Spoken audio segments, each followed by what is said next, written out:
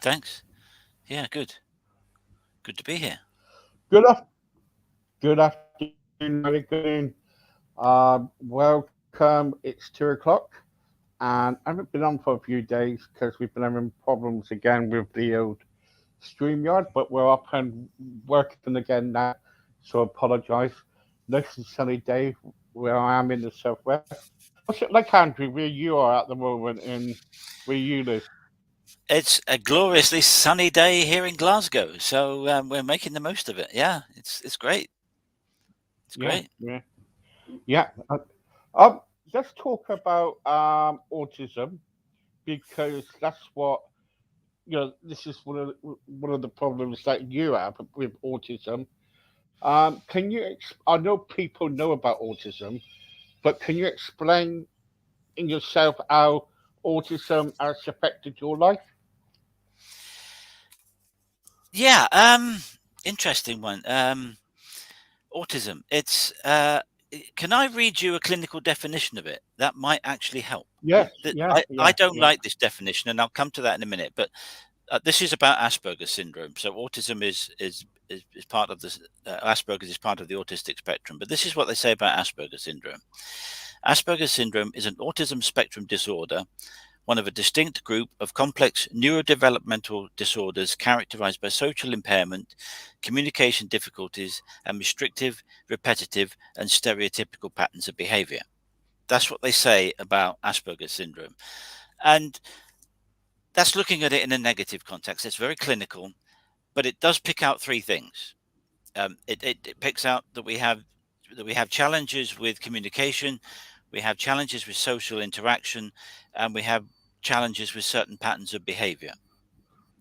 And that to a greater or lesser extent can be anyone on the spectrum, whether they have autism or Asperger's. And it means that we have certain challenges. We also have certain gifts, Right. and that's what that definition misses out. And I'll come to that in a minute. But to me, I can only really talk about my version of autism, which is Asperger's syndrome that I have. And everyone who's listening in, and if they are on the spectrum, their version of Asperger's or their version of autism will be completely different and unique to them. Their characteristics, their traits, their strengths, their challenges will all be different to them, and they'll be unique to them. So, um, one of the phrases that's used in the community is when you've met someone with autism or you've met someone with Asperger's, you've done just that. You've met one person on the spectrum, because the next person you meet might be completely different, have completely different characteristics, strengths, and difficulties. And so I think we need to bear that in mind, that it is a spectrum, Mm. and it can be very wide ranging in all of its wonderfulness and challengingness. Um, what it means to me is, um, I think to me it highlights my individuality. It kind of it extenuates the fact that I am unique, just as you're unique, just as there's other people are all unique. Then that we are unique. We all have our own wants, needs, and desires. We have our own things that we're particularly good at. We have some things that we're not particularly good at, and that applies to neurotypical people as well as neurodivergent people. Um, some people are challenged because they're not particularly good at mathematics. Some people are challenged because they can't write poetry. Some people are Mm. challenged because they can't work out how to get directions from point A to point B or can follow a map. Those are normal everyday things that everyday people, all of us, can sometimes have challenges with. And so to label people as um, difficult and different in a negative way, I think is Mm. very misleading. If we talk about some of the people who were Are believed to we have doing Asperger's, that? Or are we actually doing that? Are we actually putting labels on people and saying, right, you got autism, you got I don't know, AIDS, say, or are we kind of because that's how I feel, because it's like obesity and weight. People put labels on us so much, and we don't know how to deal with it. Are they putting yeah, autism on you? you're right. You're absolutely right. I think one of the things that people, that's all of us, all 7 billion of us on this planet do, is we like to we like to classify or categorize people so that they can fit into some sort of social norm of how someone should behave if they're in that category or that classification. And I hate that. I hate being pigeonholed. I've never been someone who fitted particularly into anyone's version of a pigeonhole. What I did get was being different. And that being different Right. made me stand out. It made me a target for bullies, and I was mercilessly bullied through school, college, and even at work. And people would they would try and knock the corners off my square peggedness to make me fit into the round hole, if you get what I mean. And it was a constant challenge for me to say, no, this is me. This is what I want to do. This is how I approach this. This is how I solve problems. This is how I write reports. This is how I am when I'm walking down the street and I see people coming towards me. All of these things are a function of me having Asperger's, but they're also a function of my upbringing. We are all a function of our upbringing, to a point. And when we get to a certain age, when we get to being an adult, we can choose whether we want to accept that we were always told that you were stupid, or we were always told that you're not good enough, or we were always told that you'll never amount to anything. When we get to a certain age, we get to choose whether we want to sit with that label, whether we want to accept that as particularly valid anymore, or whether we say, do you know what? That's what people thought of me back then.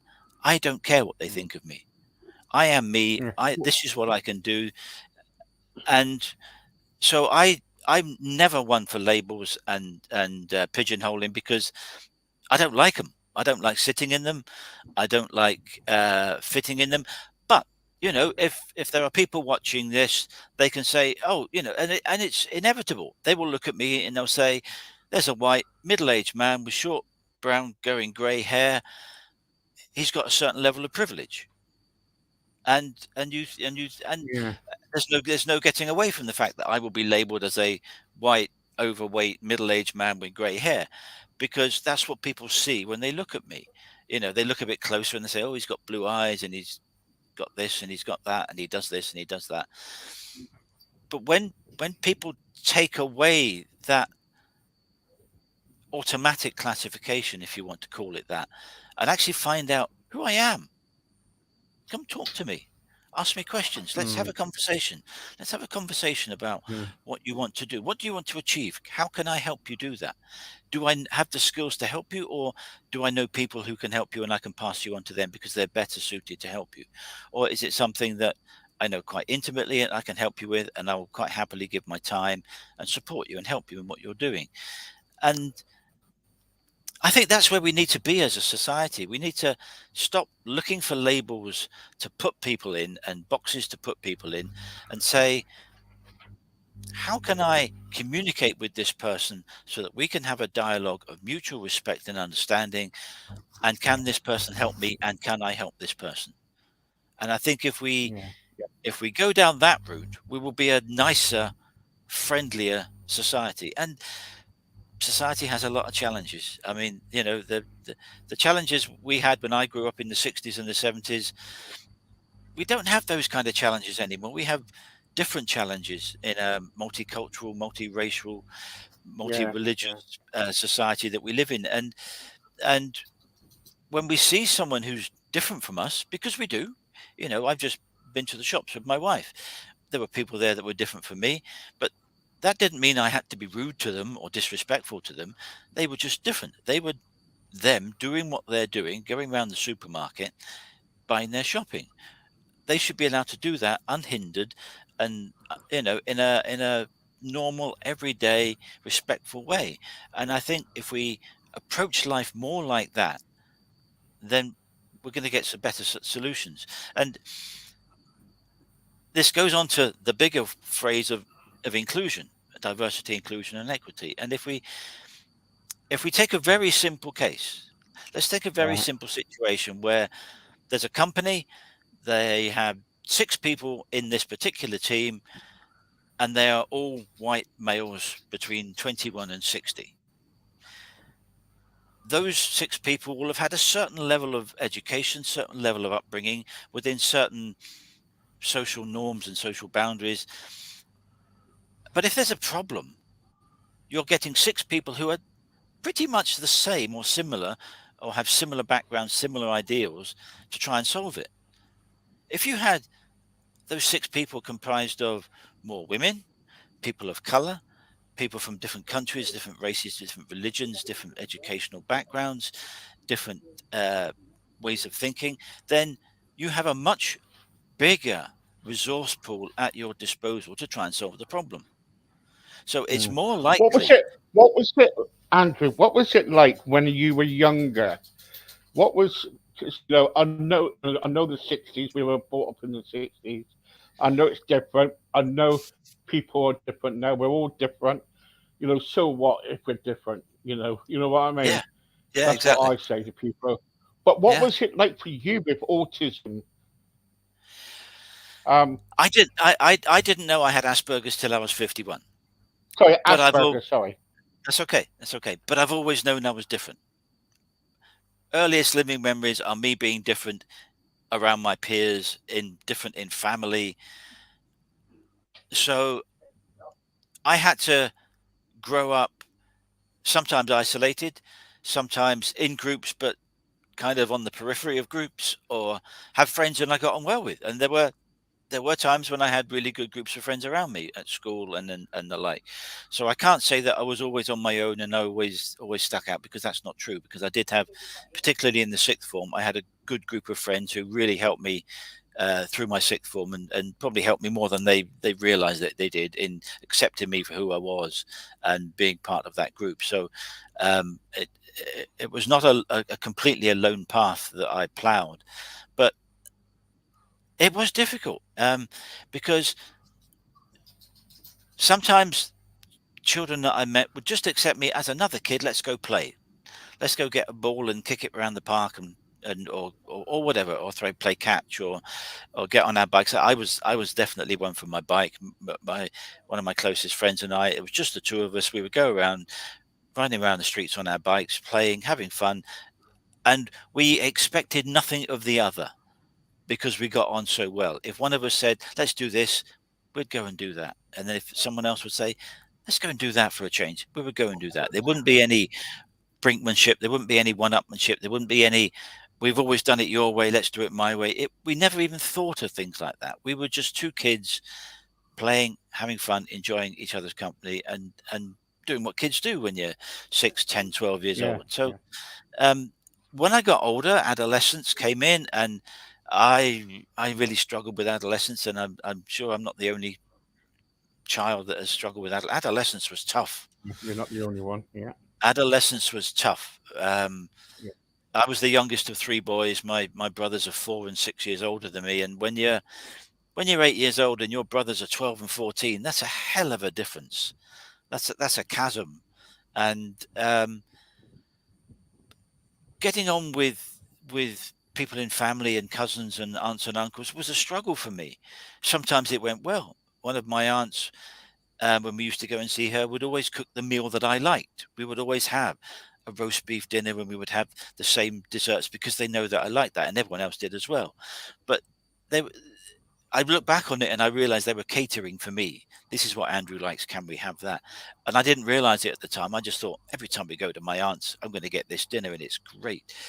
Um, so there were people that adjusted to me being different, and me being clumsy, and me saying things that I shouldn't say, and the number of times I fell out with my mum about things I said, not meaning to be hurtful or to be harming, just stuff that I would blurt out. And oh my, I was in the doghouse. And it got particularly bad when my dad worked overseas for a while when I was about 16. He worked overseas for 2 or 3 years on and off. And so it was just me and my mum in the house, because my brothers had both left home. And so just me and my mum. And it was difficult because I was studying for my A levels, and I'm not a natural studier. I have to work at it. I have to revise, go over things, revise, make notes, summarize things, and really focus and really knuckle down to studying. I was not a natural studier, so I had to really knuckle down, work hard in sixth form to get my A levels and to get some more O levels, because I only had 4 O levels when I was 16. I had 3 CSEs, and that wasn't going to be enough to get me to the stage where I could support myself. I could be independent at 18, leave home, and support myself. When I was 16, I didn't know how I was going to do that. But because I fell in with a good crowd in sixth form, they said, "Well, we're going to go to university and study geology or mechanical engineering or whatever it is they wanted to do. What are you going to do?" And I didn't know. I didn't have an answer for them and I thought, well, why can't I do that? Why can't Mm. I go to university or go to college? Because that would fit in with my plan of being able to support myself, leave home, be independent. And so, with, as I said, with help of a really good bunch of people around me, I somehow got my way through my A levels, got more O levels, and I got enough. I got the grades good enough to go to a college to study geology and do a degree. So that was fantastic because that was in the Midlands. I lived in the south of England, so couldn't commute every day. So I lived away, and that was effectively me leaving home to study. I went back for summer holidays to do work and part-time jobs and things like that. But essentially, that was the beginning of me breaking away from home and finding out who I was, finding out what I could do, finding out what I wanted to do. And so I studied geology. I did a master's straight after, which in one sense was a great opportunity because it gave me more skills and made me more employable. In another sense, it was doing another year of study when I studied hard for a long time, and it wasn't really what I wanted to do. But I got a grant, I got a position, so I took it. And all of these things gradually melded me into someone that was able to get a job when I graduated, and that was in Glasgow, which is where I am now. And I was able to support myself. It was tough because I had student debt, nothing like the student debt that kids these days have. Absolutely nothing like that. But I had student debt that the bank wanted paid off pretty quick, and I couldn't pay it off pretty quick because I wasn't earning very much. It was a reasonable wage, but it wasn't brilliant, and I couldn't suddenly pay them back X thousands of pounds that I owed them. So there was all the struggles of going through that. I eventually moved on a couple of times, got into better companies, different companies, better salary. I was able to support myself, buy a flat, then I bought a house. Then I met a lady, and we moved in together, and all of those things. So, um, but the fitting in was always a challenge for me. I was bullied at work. There, particularly one company I worked for, there were a number of people who kind of thought, "Yeah, it's Andrew. Don't like him. Not comfortable with him around the place. We're going to make it difficult for him." And I was bullied at work. Social events like someone's birthday, we go down the pub after work. I was bullied in the pub. I was bullied in these social events by my work colleagues, and it was hellish. It was hellish because what can you do? Do you do you stand up for yourself, make a scene in front of everyone and your boss? And then is that a work function? Is it not a work function? Are you going to get disciplined if you create a scene? So I let an awful lot of things go because I didn't want to get into trouble. I didn't want to cause a scene. I just wanted to do my job. Give me a piece of work. Tell me when you want it done by, and that's what I'll do. I'll knuckle down and I'll get that piece of work done. And I was never one for office politics, and that, to my detriment, that cost me a lot in terms of getting promotion, getting recognised for being as good as I thought I was, because I wasn't in the cliquey groups. I wasn't in the groups that had barbecues around each other's houses on Sunday afternoons in the summer, and I was kept out of those sorts of things. And that's absolutely fine. They're allowed to. They don't have to involve everyone. But they then became part of the cliquey group that were the decision makers and had the ear of the bosses and the ear of the directors, and that made it difficult. That made it really difficult to properly establish myself, to get recognized for what I was doing. And ultimately you move, when you're not getting recognized, you stay for a certain length of time because you sometimes have to put up with a bit of hardship to get through something, to show that Mm. that you're determined and you're not going to give up. But you get to a point when you think, actually, this isn't serving me anymore, and you move on. And so that's what I did. And it was, but the fitting in was always a challenge. And I didn't have particularly too many friends from work. I don't keep in contact with there's only one person, two people that I keep in contact with from work when I was a geologist, and that's really it. I find it hard to build lasting relationships. They tend to come and go, and I struggle with that. Um, Mm, and I don't really have an answer for that. It's um, getting on with people. I find the biggest challenge of all the things that I have. I mean, I have skills that I have because I have Asperger's, and we talk about those later on if you want, or mm, another time. But my biggest challenge, if we were to sum my biggest challenge up in one word, people. mm, mm, People are fickle. I really struggle with them for quite a lot of reasons. Partly because they don't always mean what they say. Well, that's not what I meant. I meant something else. Well, they don't mean what they say, and they don't always say what they mean. And the two things are different. yeah. Um, we want you I to do want this. to Go on. I want to finish on that because what I want to do, I want to get you on again very soon and talk about the Asperger side of things and everything because I want to put a story together for you. So we'll leave at that point, Okay. and what we'll do is that we so I can record it and everything. And yeah, thank you very much for that. You're welcome. It's always great to All be right, on and to thanks. talk about Yeah, stuff. Yeah. Thank you. thank you for that. That was really good. That was really really good. And okay, so Andrew, if people want to contact you, do they do that? They can get me on my website, which is aspergersmatters.com, or they can email me at andrew@aspergersmatters.com, or if they're on LinkedIn, they can look me up at Andrew F. Marsh, and there'll be a picture of me on my profile talking about Asperger's syndrome and helping employers manage people with Asperger's syndrome. And that's what I do. I help people and employers to manage people like me, so that they can get the best from them in their teams and in their employment. Thank you very much. Thank you so much for that. Thank Thanks you, for having me on, Andrew. Steve. Thank you. Appreciate it. Thank you.